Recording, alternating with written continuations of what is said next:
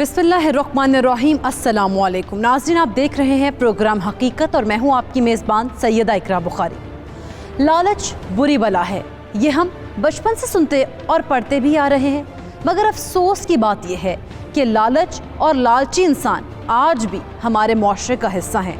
मुखलिस और बेलोस इंसान दिन ब दिन आटे में नमक के बराबर होते जा रहे हैं। बाज़ औक़ात इंसान को उस रिश्ते से धोखा मिलता है जहाँ से इंसान तसव्वुर भी नहीं कर सकता, और धोखा मिलने के बाद एतबार ऐसे टूटता है कि फिर जुड़ नहीं पाता। धोखे के पीछे सिर्फ और सिर्फ लालच बरसरे पैकार होती है। हमारी आज की कहानी में कुछ ऐसी ही हकीकत है, तो अब बढ़ते हैं अपनी कहानी की जानिब। अबू, आपकी तबीयत कैसी है? आपने दवाई ली या नहीं? मैं फिट फाट हूँ बेटा। तुम सुनाओ, तुम्हारा काम कैसे चल रहा है? जी अबू, बिल्कुल ठीक चल रहा है, आपकी दुआ से। आज तुम्हारी माँ जिंदा होती तो बहुत खुश होती। उसके दोनों बेटे अब कमाने शुरू हो गए। जी अबू, मुझे यकीन है कि अम्मी आज भी हमारे साथ ही हैं और हमें देख रही हैं। बिल्कुल ऐसा ही है नदीम। उसकी बहुत सी यादें इस घर से जुड़ी हुई हैं और वो हर लम्हे याद आती। और मेरा तो अम्मी से प्यार ही अलग था। घर आते ही सबसे पहले मेरी नज़रें अम्मी को तलाश करती थी। अब तो घर आकर भी दिल को सुकून नहीं मिलता। जी हाँ मेरे बच्चों, कुदरत ने माँ की ममता में अजीब कशिश रखी है और अब मैं सोच रहा हूँ कि तुम दोनों की दुल्हने घर में ले आओ, क्योंकि औरत के आने से घर की रौनक जो होती है वो दुबाला हो जाती है। अब वो फ़िलहाल साल 2 साल आप मेरे बारे में मत सोचें, आप बस भाई की शादी पे तवज्जो दें। भाई अदील, ये अच्छा तरीका है जान छुड़वाने का। क्यों भाई, तुम अभी क्यों नहीं कर सकते शादी? भाई, मैं साल 2 साल अपने करियर को मज़ीद इस्टेब्लिश करना चाहता हूँ। आपकी तो वैसे भी उम्र हो गई है, आप मेरी भाभी ले आए। ये देख ले अबू, अदील बेटा ठीक कह रहा है, अब तुमको शादी कर लेनी चाहिए। तुम्हारी माँ के जाने के बाद जो सन्नाटा इस घर में छा गया है, मैं उसे खुशियों में तब्दील होते हुए देखना चाहता हूँ। जैसा आप बेहतर समझे, मेरी तरफ से आपको ग्रीन सिग्नल है। जब चाहे अपनी बहू घर ले आए। ठीक है बेटा, मैं तुम्हारे लिए रिश्ते की तलाश शुरू करता हूँ। अल्लाह आपके नसीब अच्छे करे। अबू, ये नसीब वाली दुआ मुझे क्यों दे रहे हैं? मैं कोई लड़की थोड़ी हूँ। लड़का भी उतना ही हकदार है जितनी कि लड़की। नसीब अच्छे होंगे तो अपनी जिंदगी आप बेहतर तरीके से गुजार पाओगे ना। बिल्कुल ठीक, यानी लोगों ने नसीब सिर्फ लड़कियों के साथ जोड़ रखे, जो कि बिल्कुल गलत है। हाँ बेटा, ऐसा ही है। कैसी लड़की होनी चाहिए जो तुम्हारी दुल्हन बन सके?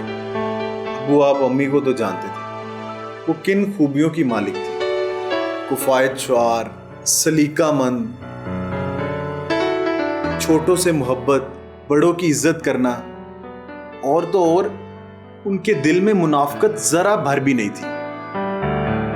जो भी बात दिल में होती थी जुबान पे आ जाती थी। बस इनमें से आधी खूबियां भी किसी लड़की में हो ना, तो मेरी तरफ से आप बात पक्की समझें। और रही बात शक्लो सूरत की, तो मुझे उसमें कोई खास दिलचस्पी नहीं है। जो आपको बेहतर लगे, मेरी तरफ से हाँ। तुम्हारी अम्मी जैसी तो मिलनी मुश्किल है, लिहाजा मैं कोशिश करूंगा कि तुम्हारे म्यार के मुताबिक लड़की हो। और रही बात शक्लो सूरत की, वो तुम्हें अंदाजा है कि खूबसूरत लोग ही खूबसूरत दिल रखते हैं। बिल्कुल ठीक है आपू। ले नदीम भाई, आपकी तो लग गई। हाँ हाँ बच्चू, कब तक बचोगे? आखिर एक ना एक दिन बकरे को छुरी के नीचे तो आना ही है।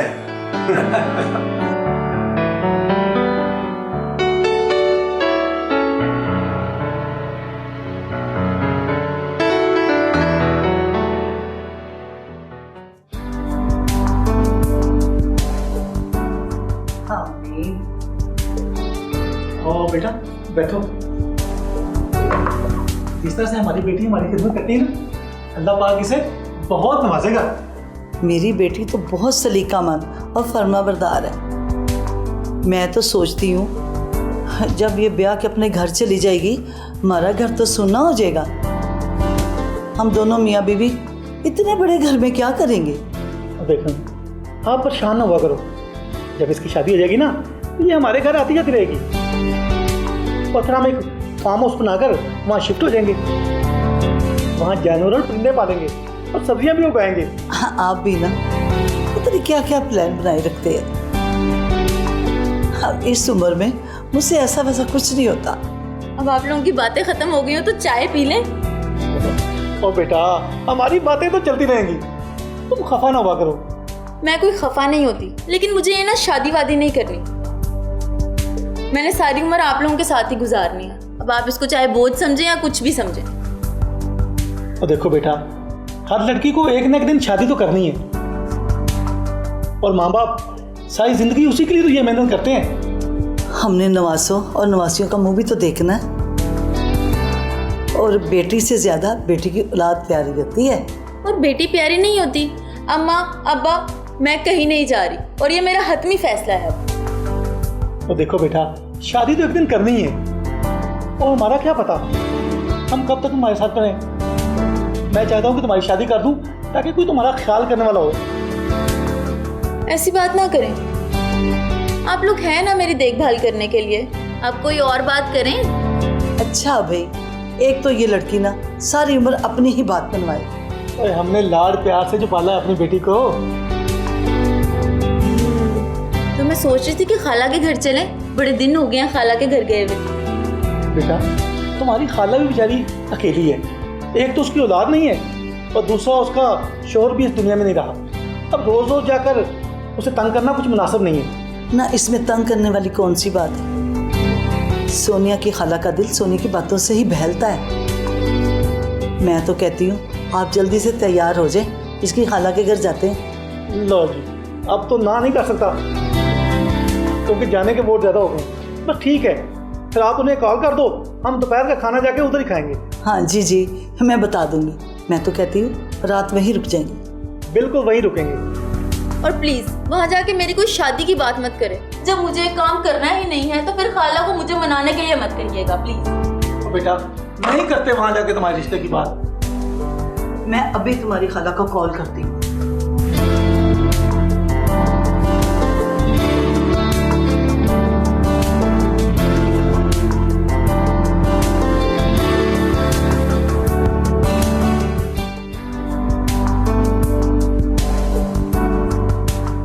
ओए रमजान, और तू यहाँ किधर?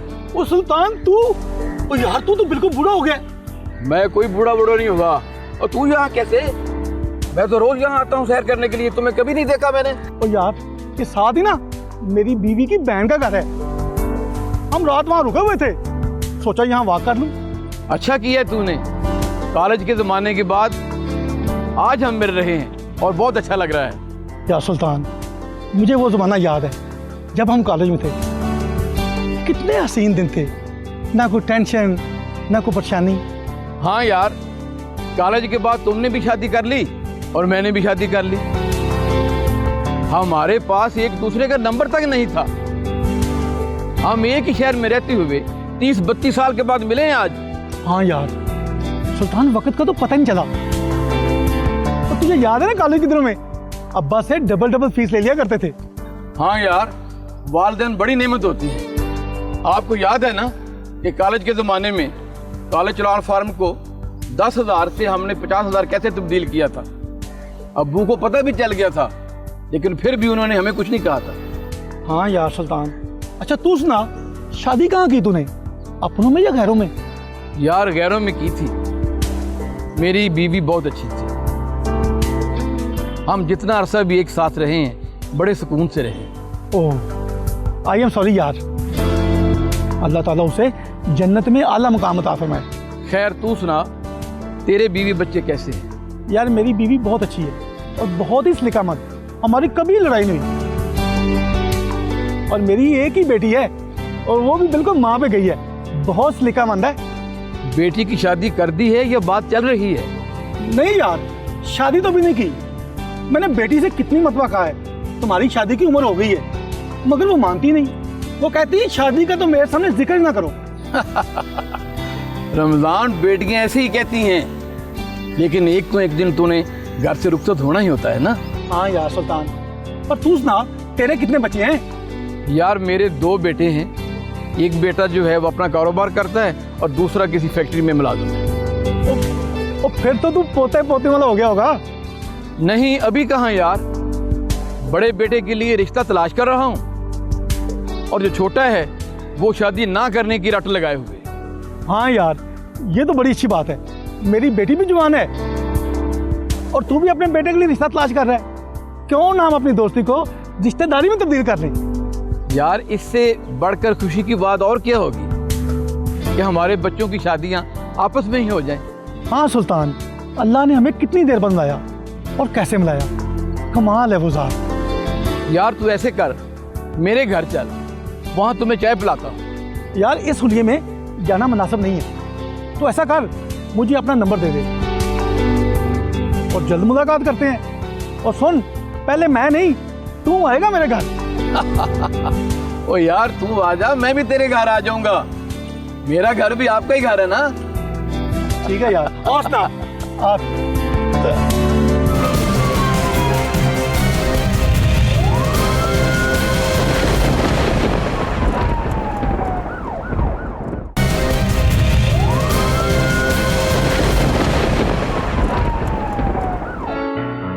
अरे नदीम, तू चाय तो बना रहे? जी अबू, आज जल्दी उठ गया था तो मैंने सोचा खुद ही चाय बना लूं। बावर्ची के आने में अभी थोड़ा वक्त है। भाई कमाल है, इससे तो तुम्हारी बीवी को हेल्प भी मिल जाएगी कि उसका शौहर घर के कामकाज भी कर लेता है। अबू आप भी ना। अच्छा ये बताएं, आपकी मॉर्निंग वॉक कैसी रही? मॉर्निंग वॉक तो आज बड़ी लाजवाब रही। अच्छा, वो कैसे? वो मैं आपको बताता था ना आपके कॉलेज के ज़माने के दोस्त रमज़ान के बारे में। जी जी, रमजान अंकल, जिनके साथ मिलकर आप बहुत शरारतें किया करते थे और उन्हीं के साथ मिलकर आप दादाजी को भी बहुत तंग किया करते थे। हाँ हाँ वही, आज 30 साल के बाद मुझे पार्क में मिला है। अच्छा वाह, ये तो बहुत अच्छा हुआ। आप उन्हें घर ही ले आते। घर वो नहीं आया, नजदीक के उसके रिश्तेदार रहते हैं, उधर से आया था। अच्छा, फिर क्या बात हुई है आपकी अंकल रमजान के साथ? बहुत सी बातें हुई, पुराने दिनों की याद ताज़ा हो गई और बहुत अच्छा वक्त गुजारा हमने। हम पढ़ाई में भी ना एक दूसरे से आगे निकलने की कोशिश करते थे। गुड। अच्छा ये बताएं, अंकल रहते कहाँ? इसी शहर में रहते हैं। हमने नंबर भी एक्सचेंज कर लिया है और हम अनकरीब उनके घर दावत पे जाने वाले हैं। जी जी जरूर जाएंगे, बल्कि मैं तो कह रहा था कि आप उन्हें यहाँ बुला लेते तो ज्यादा बेहतर होता। नहीं, हम उनके घर किसी मामूली दावत पे नहीं जाने वाले। मतलब अंकल रमजान ने आपको कोई खास दावत दी है? बेटा, उनकी एक ही बेटी है जो बड़ी पढ़ी लिखी और सलीकामंद है और सबसे बड़ी बात यह है कि हम दोनों बचपन के दोस्त हैं, एक दूसरे को जानते हैं। तो मैं चाहता हूं कि हम ये दोस्ती जो है रिश्तेदारी में बदले। आप सही कह रहे हैं। हाँ बेटा, जल्दी हम उसकी बेटी का रिश्ता मांगने के लिए जाएंगे। तुम और तुम्हारा भाई दोनों तैयार रहना। जी ठीक।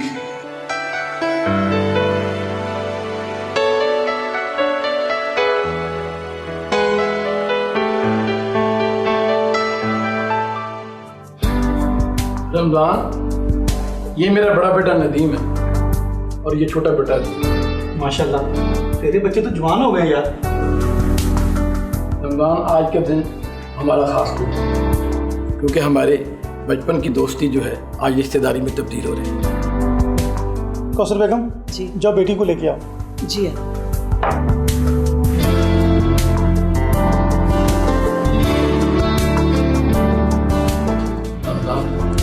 ये घर तो खूब बनाया माशाल्लाह। ये सारी मेरी बेटी की कलेक्शन है। मेरी बेटी घरदारी पर बहुत तवज्जो देती है। आ जाओ बेटा। अस्सलाम वालेकुम। वालेकुम रमजान, अल्लाह ने तुम्हें उनसी बेटी से नवाजा। अल्लाह का शुक्र है, बड़े नाज नखों से पाली अपनी बेटी और इसकी तमाम जायज़ ख्वाहिशात को पूरा किया है। करता भी क्यों ना, अल्लाह ताला ने सारा इसके नसीब का तो मुझे दिया है। बेटी तो माशाल्लाह दिखने में सलीकामंद और नसीबों वाली लग रही है। सुल्तान भाई, आप अपने बेटे के बारे में तो बताएं। भाभी बेटे के बारे में मैं क्यों बताऊं? बेटा तुम खुद ही इंटरव्यू दो। शर्मिंदा तो ना करे भाई, इंटरव्यू क्यों लेना है? बस मैं तो ये चाहती थी कि नदीम भी गुफ्तगू में शामिल हो जाए। बेटा आप क्या करते हैं? जी आंटी, मेरा अपना कारोबार है, बुक डिपो है मेरा। पूरे पाकिस्तान में किताबें प्रिंट करके भिजवाना। मुनाफा तो हो जाता है ना? जी अल्लाह का शुक्र है, अल्लाह अच्छी रोजी दे देता है। शादी के बाद मेरी बेटी को खुश तो रखोगे ना? कोशिश कर सकता हूँ, बाकी आपकी बेटी पे मुनस्सिर है कि वो मेरी कोशिश कबूल करती है या नहीं। ये कोशिश ही ठीक है। अगर तुम कहते हैं ना कि मैं खुश रखूंगा, वो झूठ होता है। ये कोशिश कह के तुम पास हो। बेगम, तुम्हारी इंटरव्यू लेने वाली आदत गई नहीं। सुल्तान, तुम्हारी भाभी मुझसे भी ऐसे सवाल करती है। ये बता कि तुम्हारी कोई डिमांड है? हमारी तो कोई डिमांड नहीं, चाहे तो 2 जोड़ों में आज ही भेज दो। मेरी तरफ से भी कोई डिमांड नहीं है। तुम्हारी बेटी है, चाहो तो अभी ले जाओ। कैसी बातें कर रहे हैं आप? मैं अपनी बेटी को ऐसे थोड़ी भेजूंगी। भाभी आप हम दोनों की दोस्ती को समझती नहीं है। बेगम तुम परेशान ना हो, सब कुछ तुम्हारी ख्वाहिशात के ऐन मुताबिक होगा। रमजान हमारी तरफ से तो बात पक्की है। तो हमारी तरफ से बात बिल्कुल पक्की।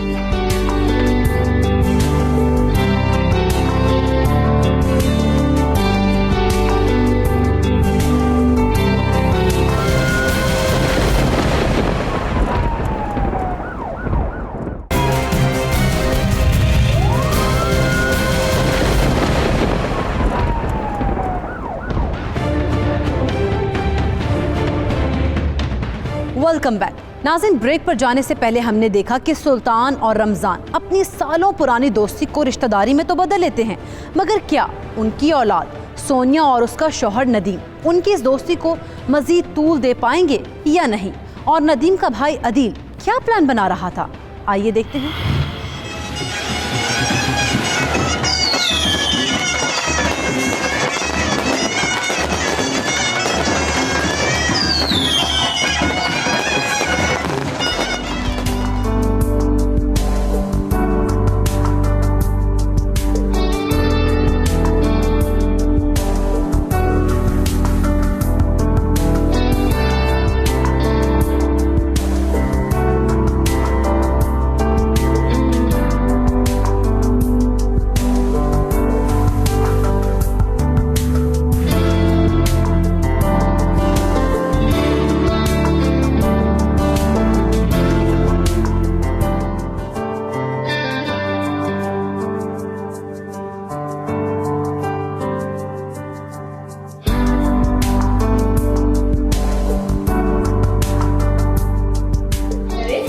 क्या हो रहा है?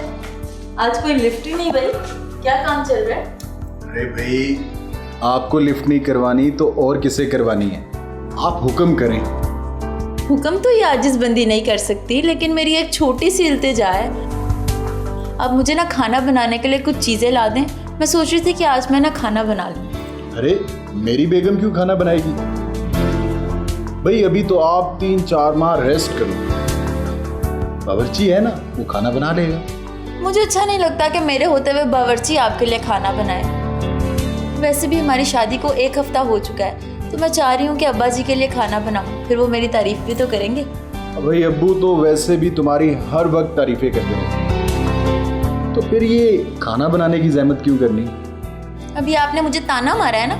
अरे नहीं नहीं, मैं बिल्कुल ठीक कह रहा हूँ। तुम्हें पता है, शादी से पहले मैं सोचता था कि मेरा जीवन साथी पता नहीं कैसा होगा, लेकिन अब मैं अल्लाह का शुक्र अदा करता हूँ कि अल्लाह ने मुझे तुम जैसा जीवन साथी दिया है। जी अच्छा, वैसे मैं भी ना अल्लाह ताला का बहुत शुक्र अदा करती हूँ कि मुझे आप जैसा प्यार करने वाला शौहर मिला है। अच्छा, तो मुझे ये बताओ कि तुमने पाकिस्तान का कौन सा शहर अभी तक नहीं देखा? वैसे तो पाकिस्तान का हर इलाका बहुत खूबसूरत है, लेकिन मैंने आज तक ना गिलगित और सकर्दू नहीं देखा। वाह, मेरी बेगम की चॉइस कितनी अच्छी है। अच्छा तो फिर तुम ऐसा करो, तुम जल्दी से पैकिंग करो, हम कुछ ही दिनों में गिलगित जाएंगे और उसके बाद मैं तुम्हें गिलगित, स्कर्दू और केटू के नज़ारे भी करवाऊंगा। और अरे ब्रेक लगाएं, हम चलेंगे लेकिन अगले क्यों? अगले महीने क्यों मैडम?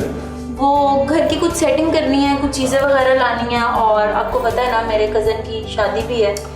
अच्छा तो यूं कहो ना कि कज़न की शादी पे जाना है, घर का बहाना तो ना लगाओ। वैसी भी बात नहीं है, घर के काम भी होते हैं। अरे हेलो, मेरा सोनू नाराज हो गया। अच्छा बाबा सॉरी, अब नहीं करता। नहीं, मैं नाराज़ हूँ, आप मुझसे बात ही ना करें। पक्का नाराज हो? पक्का। अच्छा फिर ऐसा करते हैं कि मैं सैर का प्लान कैंसिल कर देता हूँ। अब ऐसी भी क्या बात है, अब नाराज़ होने से सैर का क्या ताल्लुक है भाई? भाई अब तुम नाराज होकर मेरे साथ सैर पे जाओगी तो कितनी बुरी लगोगी। ये मुस्कुरा दिया, अब ठीक है? अब कदरे बेहतर लग रही हो। कदरे बेहतर मतलब? तुम गुस्से में और भी खूबसूरत लगती हो। मतलब बहुत खूबसूरत लगती भाई भाभी, आपको पूछ रहे हैं अगर खाना खाना तो आ जाए। हो। अदिल ये क्या बदतमीजी है? तुम्हें मैनर्स नहीं है? किसी कमरे में कैसे दाखिल होते हैं? नॉक भी नहीं किया तुमने। आपने उसको डांटा क्यों? आप प्यार से भी तो कह सकते थे। बस गुस्सा आ गया तो डांट दिया।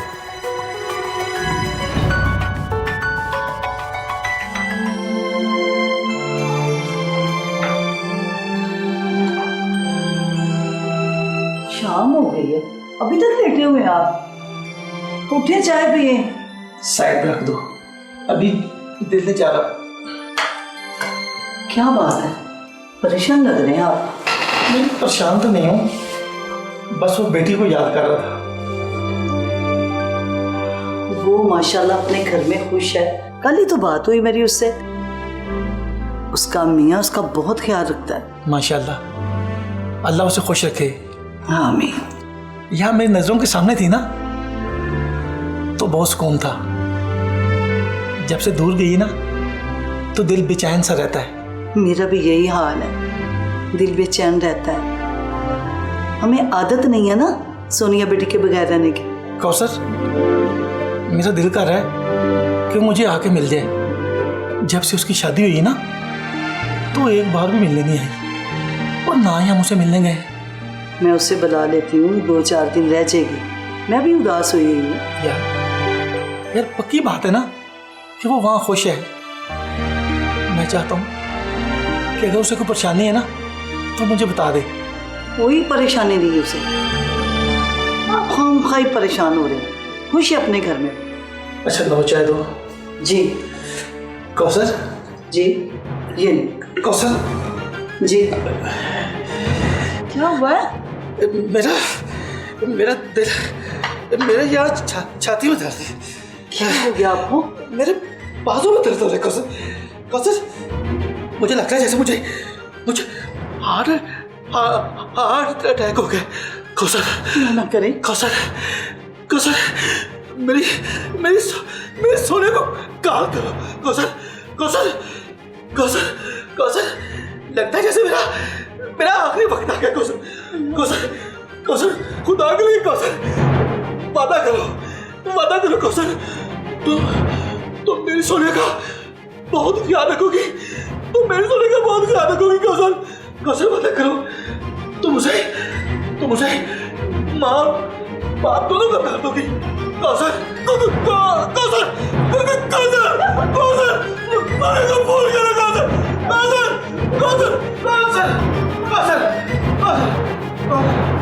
फोन करो। आंखें खोले। क्या हो गया आपको? आंखें खोले। किसको बुलाऊं मैं? किसको बुलाऊं? क्या करूं मैं? सोनिया को फोन करती हूँ।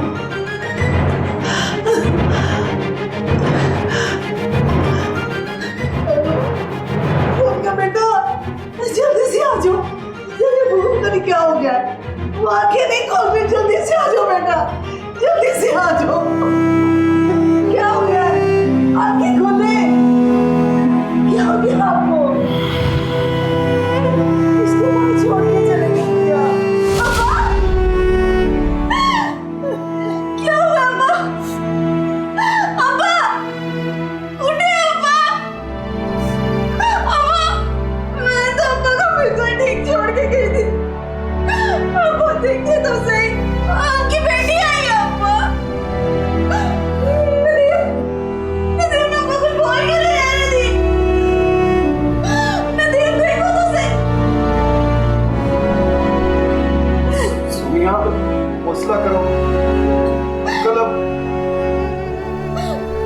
अंकल हमें छोड़कर चले गए हैं। नहीं नदीम, ऐसे कैसे छोड़ के चले गए?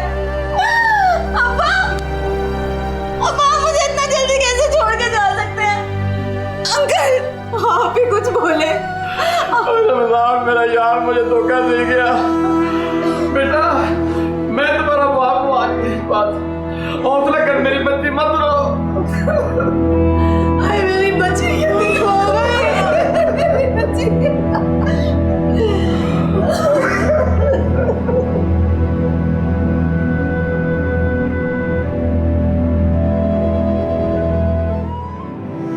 अम्मा, मुझे तो अभी भी यकीन नहीं आता कि अब्बा हमें छोड़ के चले गए। गुस्सा रख बेटी, तेरे अब्बा इतना ही रुकवा के आए। अस्सलाम वालेकुम आंटी। वालेकुम अस्सलाम बेटा।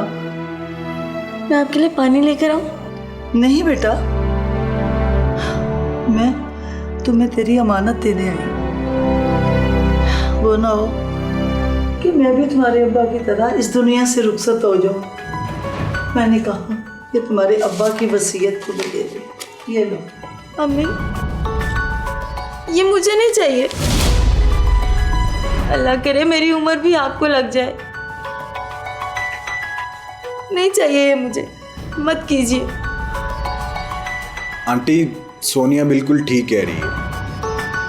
अभी अंकल को गुजरे 3 माह ही हुए हैं और इस वसीयत में जो कुछ भी है वो आप अपने पास संभाल कर रखें, हमें कुछ नहीं चाहिए।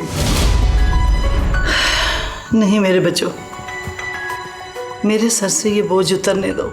सोनिया देखो, आंटी इतना इसरार कर रही हैं तो तुम एक बार उनकी वसीयत सुन लो।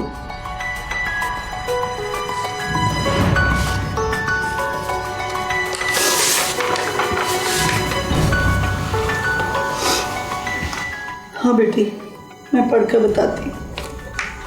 मैं मोहम्मद रमज़ान वल्द वलीदीन अपने होश हवास में कह रहा हूँ कि मेरे मरने के बाद मेरी बेटी सोनिया को 20 कनाल की अराजी जो कि शहर के दरमियान में है और मेरा घर जहाँ मेरी रहाइश है अपनी बेटी के नाम करता हूँ। मेरे और मेरी बीवी के मरने के बाद तमाम जायदाद मेरी बेटी सोनिया के हवाले जाए। अब्बा ने मरने के बाद भी अपना सब कुछ मेरे नाम कर दिया। मुझे नहीं चाहिए ये ज़मीन, मुझे मेरे अब्बा ही वापस चाहिए।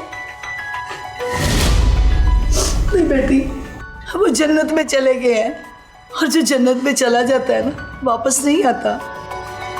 अम्मा मुझे नहीं हौसला होता। अम्मा, अम्मा मुझे अब्बा के पास जाना है।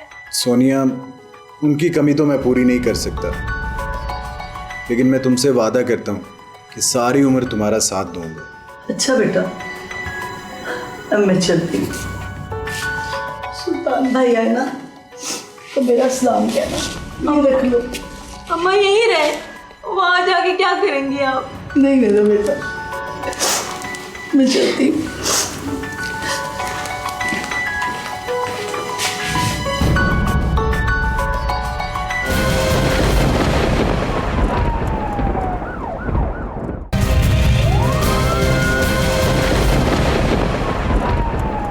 रमज़ान अंकल की बेवा आई थी, सोनिया भाभी की अम्मा।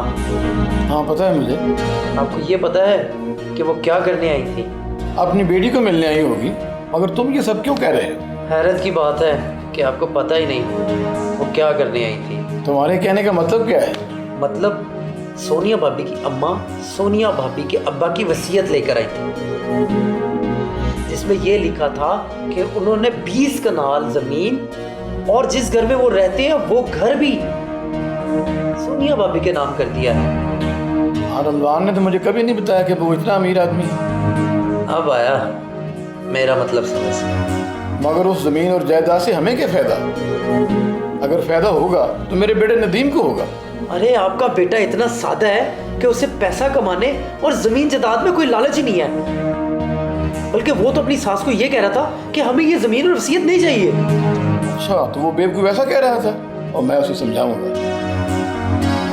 तो मुझे आपसे ये उम्मीद नहीं थी कि आप ये बेवकूफ़ों वाली बातें करेंगे।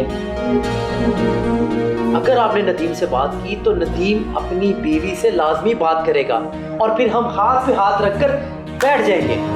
तो फिर क्या करना चाहिए? ये सियादी ज़मीन मेरे बेटे अदील के नाम हो जाए। अब की ना अक्लमंदों वाली बात। अब मुझे लग रहा है कि आप मेरे सच्ची वाले बाप हैं। क्या बकवास कर रहा है? अब मुझे तू प्लान बता। ज़मीन हासिल करने के लिए मैं कुछ भी कर सकता। अब्बू, अगर हमारी भाभी यानी नदीम भाई की बीवी फोत हो जाए तो वो ज़मीन जायदाद किसके नाम लगेगी? मैं समझ गया हूँ कि सोनिया को कत्ल करने के बाद उसकी सारी जायदाद जो नदीम के नाम लग जाएगी। तो नदीम के नाम लग गई तो हमारे नाम लग गई। अगर ऐसा हो गया तो मैं ये मकान तो आपके नाम लगा दूंगा, बाकी जायदाद तुम दोनों भाइयों के हिस्से में आ जाएगी। मगर एक बात याद रखिएगा, इस बात की खबर नदीम के कानों में नहीं पड़नी चाहिए। अगर उसे ये पता चल गया तो वो अपनी बीवी को लेकर रफू चक्कर हो जाएगा, क्योंकि वो उससे बहुत प्यार करता है। तो फिक्र न कर, सोनिया को उठाने का बंदोबस्त मैं करता हूँ। हाँ, वो तो ठीक है। ऐसा करेंगे कि सोनिया को कत्ल करने के बाद डकैती का वावेला मचा देंगे। हाँ, लेकिन ये काम उस वक्त करना होगा जब नदीम घर ना हो।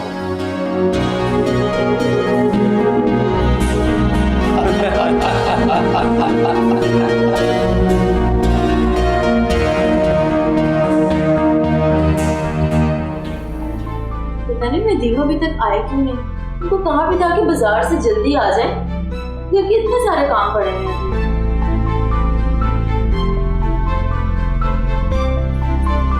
अब्बू आप? नदीम कहाँ है? पता नहीं कहाँ रह गए, अभी तक आए नहीं। मैं आपको पानी ला के देती हूँ। नहीं, हम तुमसे बात करने के लिए आए थे। जी जी कहिए, क्या बात है? भाभी, सुना है तुम्हारे अब्बा 20 कनाल जमीन तुम्हारे नाम कर गए हैं। ये तुम किस लहजे में बात कर रहे हो मेरे साथ? बेटी क्या हो गया जो उसने इस लहजे में बात कर ली? तो आप ये क्या कह रहे हैं? आपने तो मुझे अपनी बेटी बनाया था ना। तुम अब भी हमारी बेटी हो, मगर हमारी एक बात मान लो, वसीयत हमारे वाले कर दो और इस पेपर पे साइन कर दो। अंकल, आपका ये चेहरा देखते हुए मुझे बहुत अफसोस हो रहा है। मेरे अब्बा ने आपको अपना दोस्त समझते हुए आपके बेटे से मेरी शादी करवाई थी, मगर आपने तो। भाभी, ज्यादा जज्बाती होने की जरूरत नहीं है। हमने जो कहा है चुपचाप कर दो, वरना क्या? बेटी वरना तुम्हें हमें मारना पड़ेगा। ये आप क्या कह रहे हैं अंकल? मैं पूछती हूँ कि क्या ये वसीयत आपकी और अब्बा की दोस्ती से ज्यादा कीमती है? इसलिए तो कह रहा हूँ इस पे साइन कर दो। आप जो मर्जी कर रहे हैं, मैं इस पे साइन नहीं करूंगी। ये तुम क्या कर रहे हो? सोनिया, सोनिया क्या हो तुम्हें? नदीम, ये लोग जायदाद के कागजों पे साइन करवाना चाहते थे, मैंने नहीं। सोनिया, अब वो ये क्या किया? दिल, मैं तुम्हें छोड़ूंगा नहीं। सोनिया उठो, उठो सोनिया, सोनिया। अल्लाह, अल्लाह ये क्या हो गया? सोनिया उठो, आंखें खोलो, आंखें खोलो सोनिया।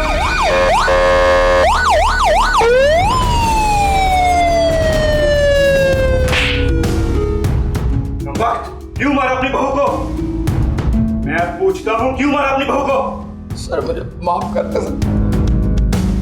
माफी अपने बेटे और मरहूम दोस्त से मांगना। मैं जो पूछ रहा हूं उसका जवाब दो। मैं अपने बेटे और अपने दोस्त रमजान मरहूम का गुनहगार हूँ। बड़े सब कुछ आपने इस बेटे के कहने पे किया। और क्यों आदमी क्यों मारा अपनी भाभी को? जी सर, उसके बाप ने ना उसके नाम पर 20 कनाल जमीन लगा दी थी। मैं चाहता था वो मेरे नाम हो जाए। जमीन तो तुम्हें जरूर मिलेगी, 20 कनाल नहीं, सिर्फ 6 मीटर। तुम्हारा अंजाम सिर्फ सजाए मौत है। अबू आपने ऐसे किए? मुझे अभी भी यकीन नहीं आ रहा। अपने उस दोस्त को दगा दिया आपने, जिसने अपनी नाजों से पली बेटी आपके हवाले कर दी ताकि उसकी बेटी खुश रहे। सोनिया तो आपको अब्बू की तरह समझती थी, इतनी इज्जत करती थी आपको जरा भी रहम नहीं आया उस मासूम को मौत के घाट उतारते हुए। घिन आती है मुझे कि आप मेरे वालिद हैं। मुझे माफ कर दे बेटा, मैं आपका गुनहगार। मगरमच्छ के आंसू मत रोएं अब्बू। अगर माफी मांगनी है तो इनसे मांगे जिन्होंने अपनी बेटी खोई है।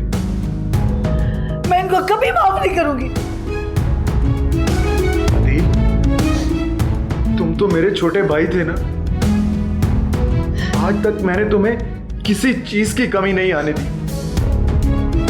तुमने भाई से भाई का एतमाद खत्म कर दिया है। मरोगे तुम दोनों। हमजा, यस सर, ले जाओ इन्हें और इनको सबक सिखाओ। चलो चलो।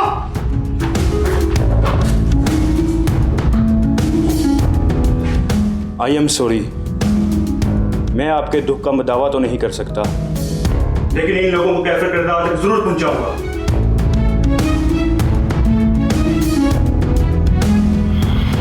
नाज़रीन, जिस रिश्ते में लालच आ जाए वो रिश्ता गिरगिट से भी ज्यादा तेज अपना रंग बदलता है। जैसा कि आपने देखा कि जायदाद की लालच में आकर सुल्तान ने अपने बचपन के दोस्त रमजान की बेटी सोनिया और बेटी भी वो जिसे वो बहू बनाकर घर लाया था, कत्ल कर दिया। सुल्तान अपने छोटे बेटे अदील के कहने पर अपने ही बड़े बेटे नदीम का घर उजाड़ देता है। लालच इंसान से क्या कुछ नहीं करवाती, मगर ये बात ज़्यादा ताकतवर है कि लालच से इंसान का कुछ नहीं बनता और ना ही वो कहीं का रहता है। लालच बुरी बला है और लालच ही की वजह से सुल्तान और उसका बेटा अदील कातिल बनने के बाद जेल की सलाखों के पीछे अपनी मौत के परवाने का इंतज़ार कर रहे थे। लालच ही की वजह से दोस्ती पर कदगन लग गया। नदीम ने अपनी नई नवेली दुल्हन को खो दिया। ये सब देखने के बाद मैं ये कहने पर मजबूर हो गई हूँ कि दोस्त क्या खूब वफाओं का सिला देते हैं, हर नए मोड़ पर एक नया जख्म देते हैं। तुमसे तो खैर घड़ी भर की मुलाकात रही, लोग सदियों की रफाकत को भुला देते हैं। जिन पर होता है बहुत दिल को भरोसा ताबिश, वक्त पड़ने पे वही लोग दगा देते हैं। नाज़रीन, लालच बुरी नहीं बल्कि बहुत बुरी बला है। अपने इर्द गिर्द होने वाले जुराइम के खिलाफ आवाज़ बुलंद करते रहें। मिलेंगे एक और हकीकत के साथ, तब तक के लिए अपनी मेज़बान सैयदा इकरा बुखारी और टीम हकीकत को दीजिए इजाज़त। अल्लाह ने के बाद।